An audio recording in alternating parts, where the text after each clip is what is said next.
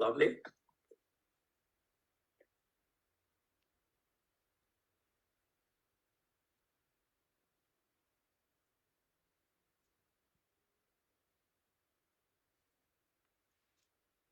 Hi everyone, thanks for joining in.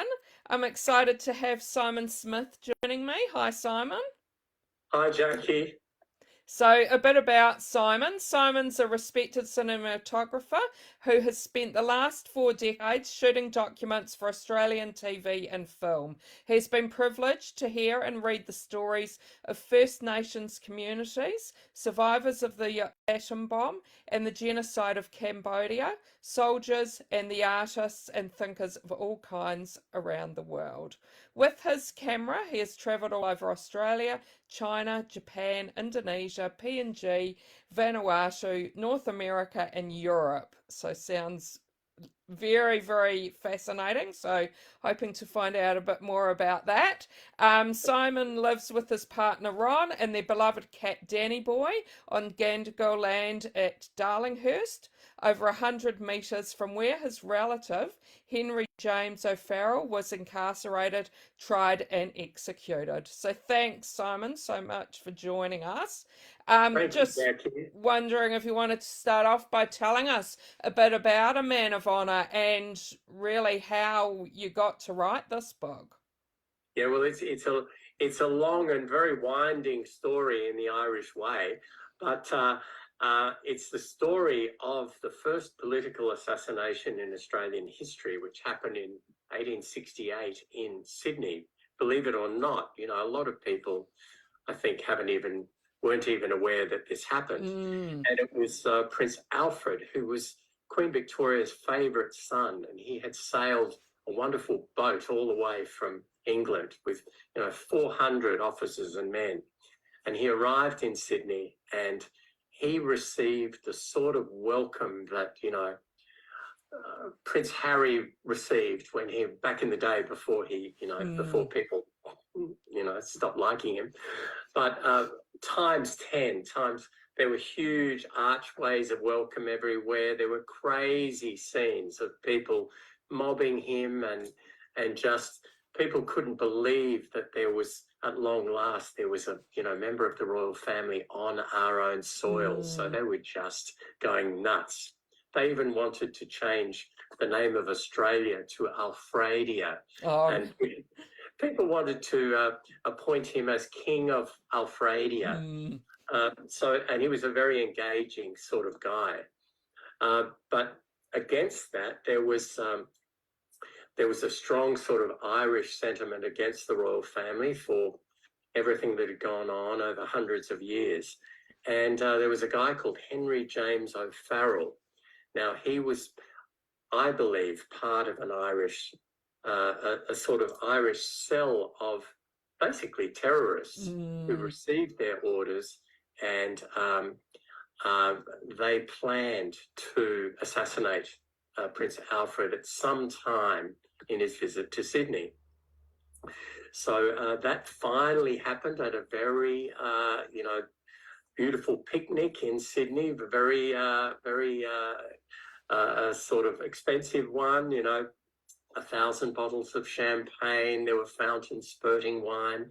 And at a crucial time, when the prince went to walk across, this is in Clontarf in Sydney, a beautiful beach, went to walk and greet some crowd. This man, this well-dressed man, stepped out of the crowd and ran up behind him and pulled a pistol from each pocket and shot the prince. And in that moment, all of these sort of well-heeled Sydney-siders went crazy and tried to obviously save the prince, and basically tried to lynch O'Farrell.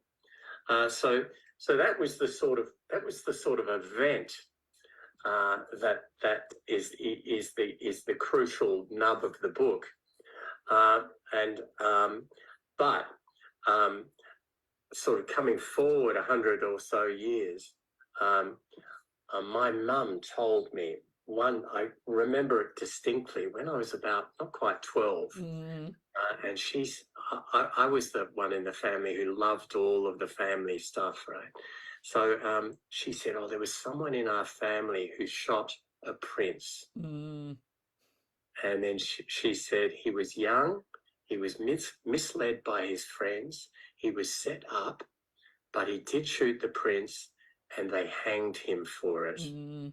I get goose pimples even now when I think of that moment. Yeah. And that information was sort of somehow lodged in me in that moment. You know, my mum sort of instilled it in me, Mm. and I believe it had been instilled in at least one person per generation going right back. Yeah, yeah. And I have to say, I read A Man of Honor, and I don't know if you can. Oh, yeah, there you go. Very See good. my copy, and yeah, found it so interesting, and Yeah. like you said, something I'd never even heard of before, so was really interested to read that. Fantastic. So how, like, something so notorious in your family, when they spoke about it, like, was it sort of like a big secret, or? It was absolutely a big secret, to the point where, you know, other family members who I talk to even now, I say, you know, what did Mum tell you about Henry? And they say, you know, nothing. Mm. There were some cousins who I think knew, but yeah, I think it was a matter of secrecy and great shame. Yeah. So, even it was a matter of great shame in the nation when this happened, and everyone sort of thought, oh, you know, what will his mother, Queen Victoria, think of us? You know, everyone thought along those lines. And imagine if the prince dies, then we're just, you know, how do we tell the Queen? Because the Queen Victoria was like a sort of goddess, and she was absolutely the most powerful person on the planet. So my ancestor actually sort of took aim at the son of the most powerful person on the planet. Yeah. So I think I don't know if you agree, but in the book I sort of wind through and explore why could he possibly have wanted to do that. Yeah. Yeah. And we've got a few people watching, so just wanted to say to the people watching that thanks to Echo Publishing, you can win your own copy of A Man of Honor. So to have a chance of doing that, please just type a question in comments and I can read it out to Simon. Kelly says, what a great topic. She loves historical fiction. And she wonders what your family's reaction was to the book. Oh, well, yeah, in fact, it's been very interesting because this is taken from the moment there was a sort of magical moment that we might get to where the story sort of returned to me. And that happened about almost 9 years ago. So it's been a very, very long process from the story coming back and realizing, oh my God, this is the thing. I have to tell this story. This is the thing I was put on this planet to do.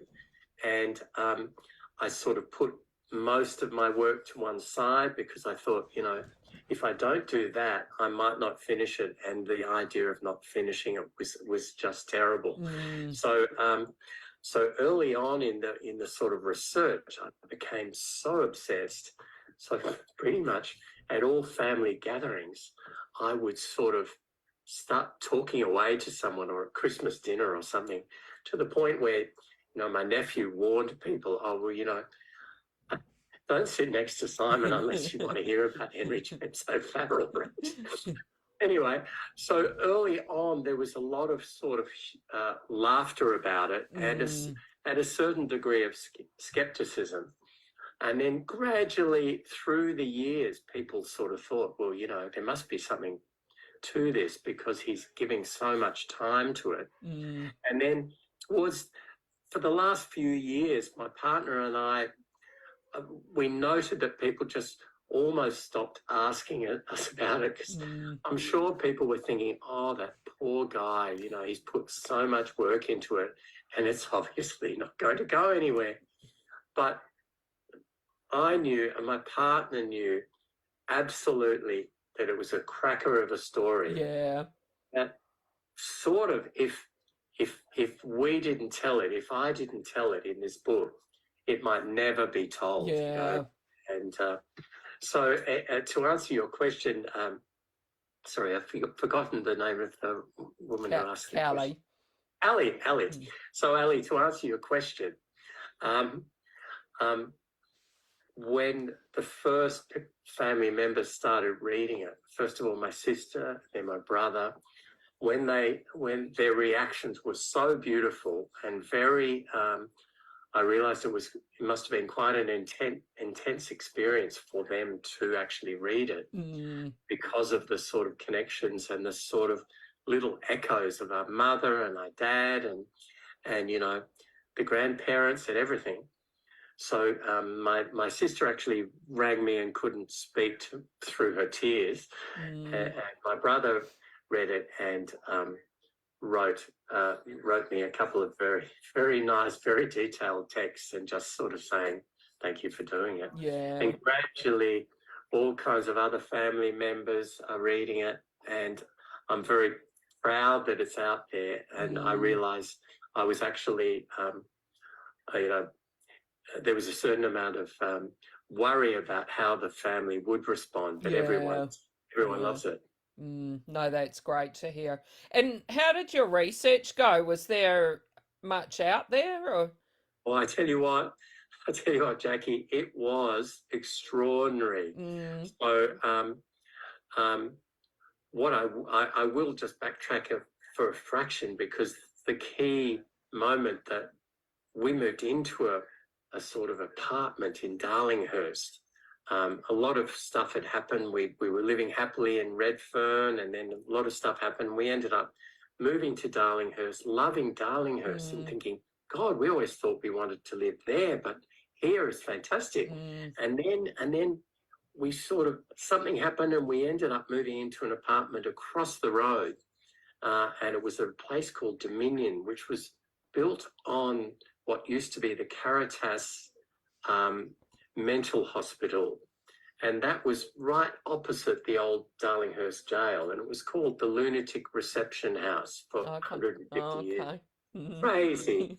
People like, you know, Henry, great Australian writer, Henry, I can't think of his name, Henry Lawson. Henry Lawson was an inmate there. Oh, wow. Anyway, so we moved into this apartment, brand new apartment, walk in, nothing in the whole place apart from a book. And it was sort of shining in the Sydney winter sunlight. And the title was Hope in Hell. And I opened it up, and there on page 39 was a photo of a guy and a little description underneath. It said, Henry James O'Farrell, Irish Republican, attempted to assassinate Prince Alfred, Duke of Edinburgh, you know, on March 12th, 1868. He was dragged from Clontarf to Darlinghurst, was in prison, was interrogated by Henry Parkes, was tried, and then was executed 6 weeks later. And in that moment, I looked at this photo and I said, oh my God, I think this is a relative. I remember this story that my mum told. And my partner looked at it and said, oh my God, he looks like you. Oh. and then he said, that's why we're here. You know, he's brought us here. You have to tell his story. So do you know how it happened to get there? I've never found out why it was there. Oh, really? No other apartment got one. Yeah. But then from that day, really, which was August of 2014, I started to sort of vaguely research, and I went to the Mitchell Library, which is such an amazing place, gem of a place. I found all kinds of files there. And then I went to the State Archives, which are out at St Mary's in Sydney, and they are amazing too. And I sat in a reading room there with, you know, they put rubber gloves on you, and I found this file that had been assembled by Henry Parkes, and it was the size of a pillow, you know, huge file.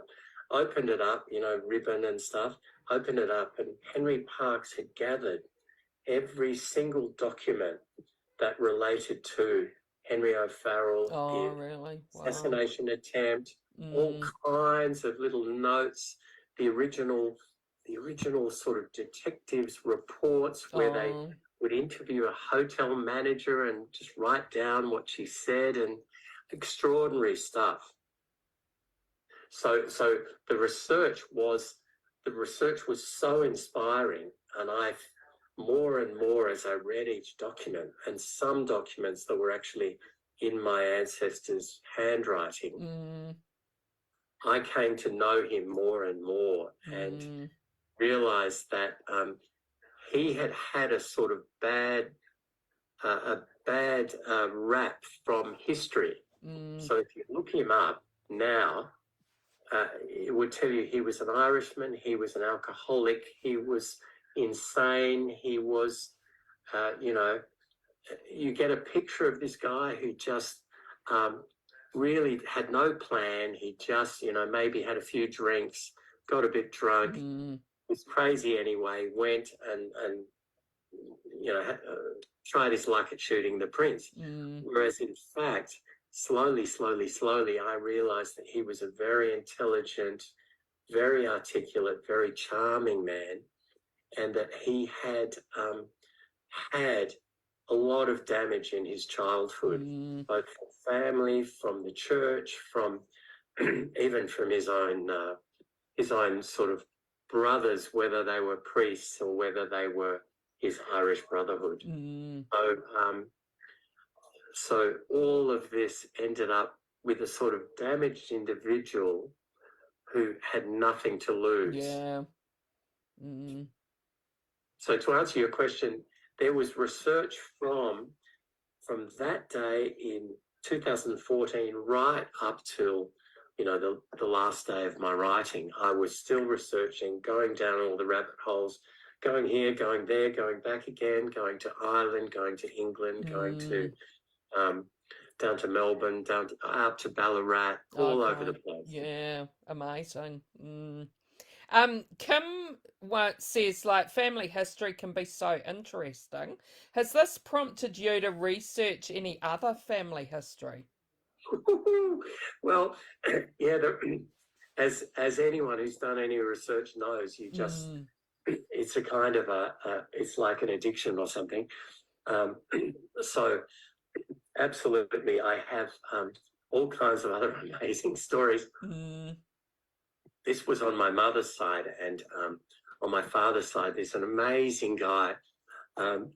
It's also his great. It's my great grandfather, and he was he's an amazing guy, a young guy in London. He steals a book, a bag of flour, a handkerchief, and an overcoat. Okay. So from that, I knew he was cold. He needed a handkerchief. He needed a coat. He needed some food, but he wanted a book to read. Yeah. So, and he ended up getting 10 years imprisonment in Van Diemen's Land. Shipped off there. Never saw his mother or sister ever again. And I get the sense of him, and so maybe down the track there'll be the story of John O'Malley. Yeah. And I'm wondering, from your book, have you had some like far relatives that you didn't know about approach you after they've read the book? Well, yeah, I'm looking forward to that. I'm sure it will happen. In the course of researching, one of the things had been the fact that there are all these sort of strange little objects that I loved when I was a kid. One was a cane with a silver pommel on it. Oh, yes, yeah. And then, of course, 50 years later, I'd work out that it was his cane.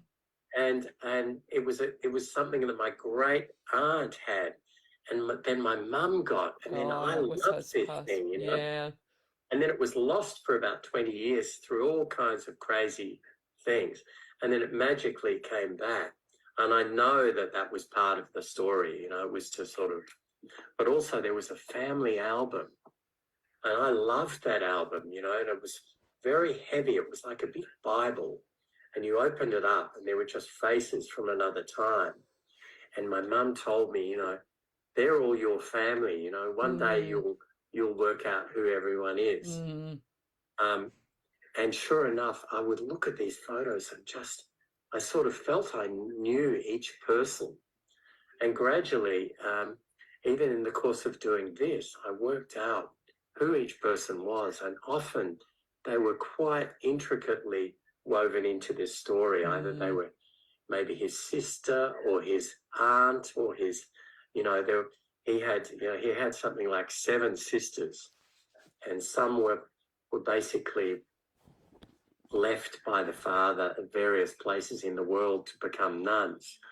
So there's a very poignant story about what happens to many women in Irish families because, you know, if their father can't find a good husband, a good rich husband for them, in this case, this father would just leave them in a convent, you know. Oh, okay. Well, yeah. So there was one left in Dublin, one left in near Liverpool, one left in Tasmania. But all of those women did amazing things. So possibly in the next book, I'm sure there will be more books in this saga. Yeah. People like this one, I'm absolutely up for writing more, you know. Yeah, no, sounds like you've got lots of other options for stories, yeah. And if you got to meet Henry James O'Farrell, what would you ask him? Oh, good question, Jackie. What would I ask him? Well, let's see. I'd probably ask him to just sit down with me. I'd probably give him a hug for a start, and maybe I would ask him, did I do you justice? But yeah, what else would I ask him? I would ask him. Maybe I would ask him, did he feel it was all worth it? Yeah. He did. And I suspect he would say yes, because he was a very, well, the title of the book is A Man of Honor, which my wonderful team at Echo Publishing, they sort of came up with that title. And this wonderful team, they're all fantastic women. They've all been in publishing together and apart for years and years and years. They all love the book, and they're all sort of doing this amazing job to see that the world finds out, you know.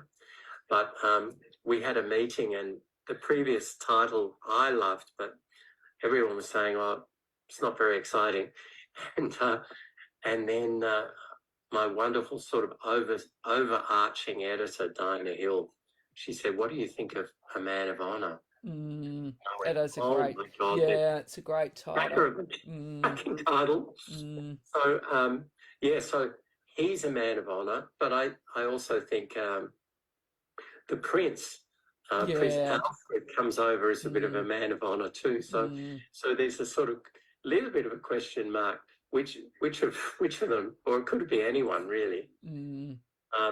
My Henry O'Farrell's sister, who's a woman called Caroline Allen, and she's actually my great-great-grandmother, and she was about probably early 40s, sort of well, you know, pretty well off, you know, happy, nice husband, lovely kids, living right down near where the Great Ocean Road is, right down near Warrnambool. Okay. And then they moved to Melbourne through a series of, you know, series of upheavals, and then she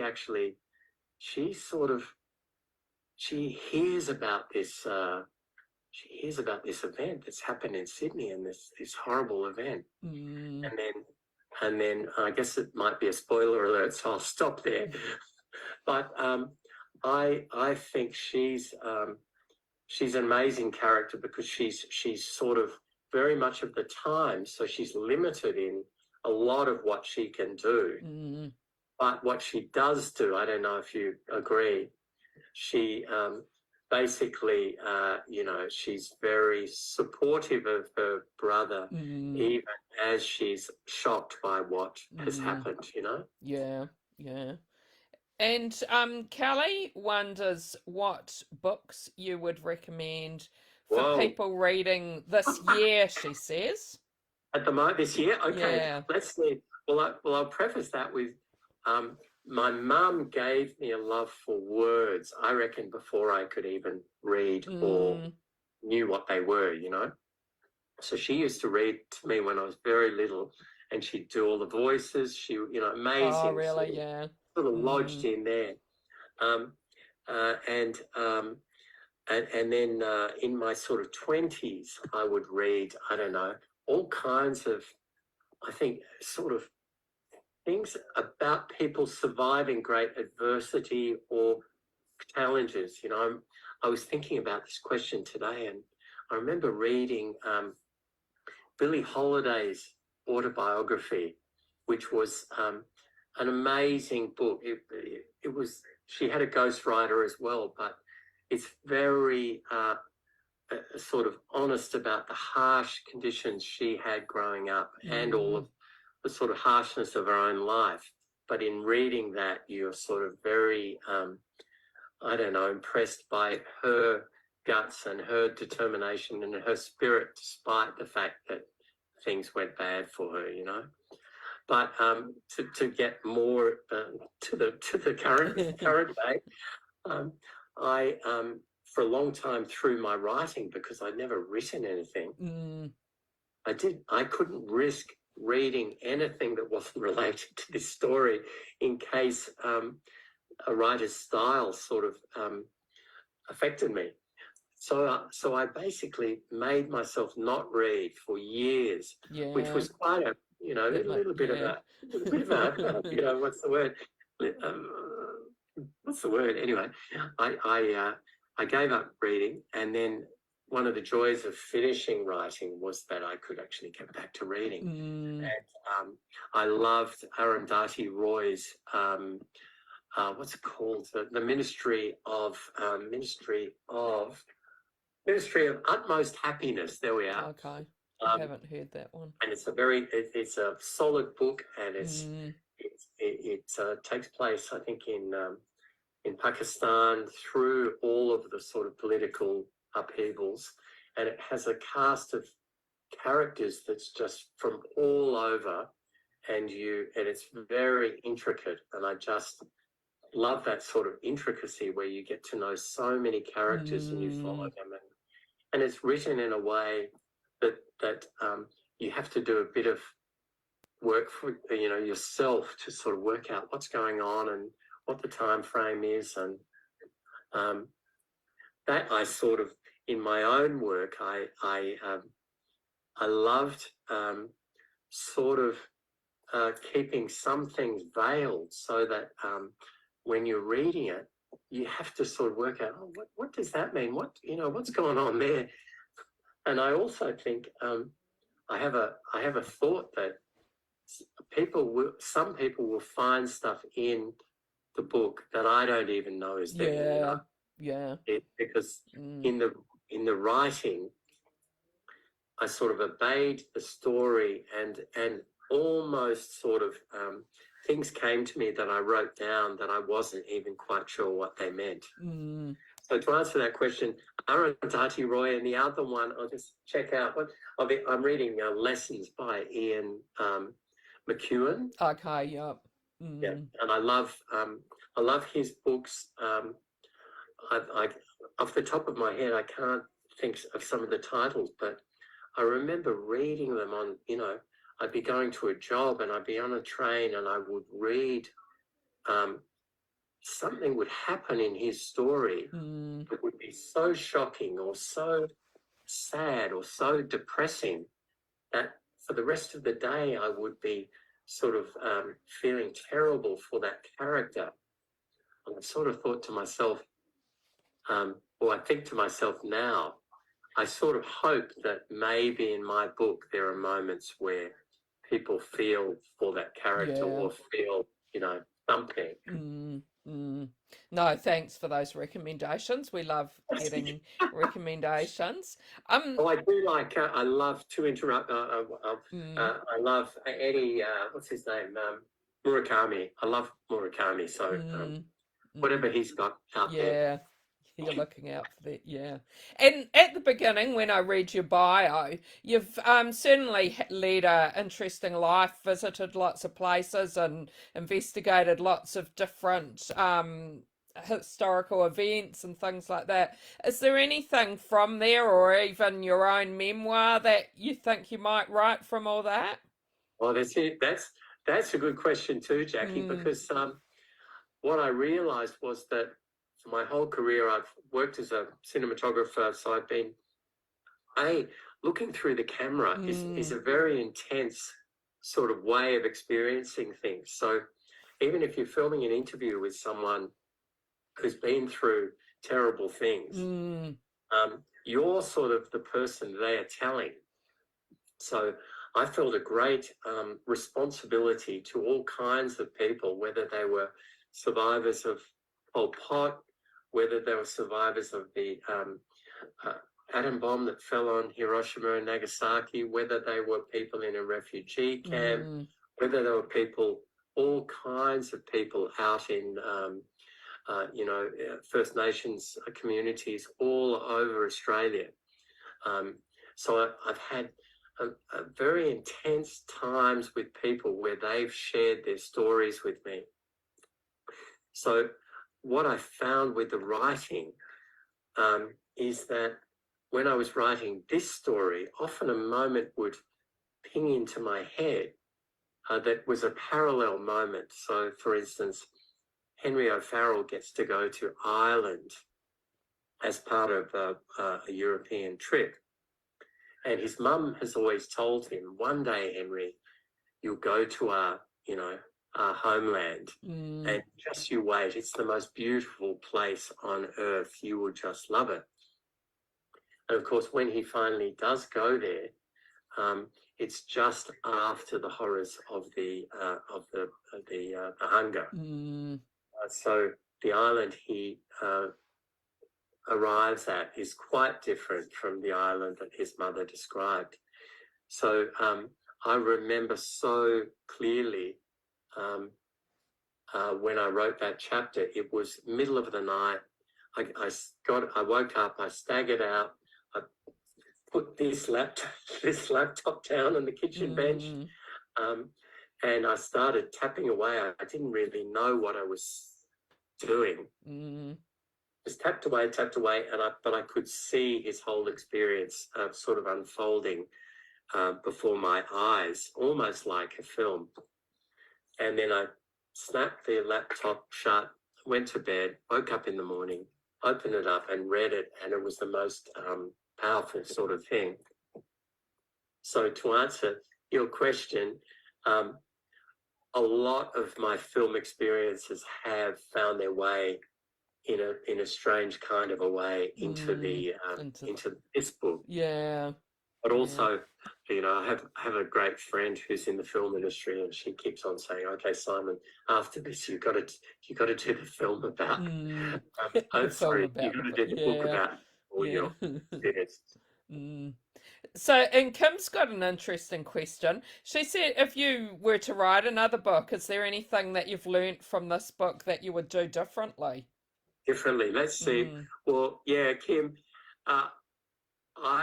let's see, in the writing of this book, I started out and I'd never written a thing in my whole life.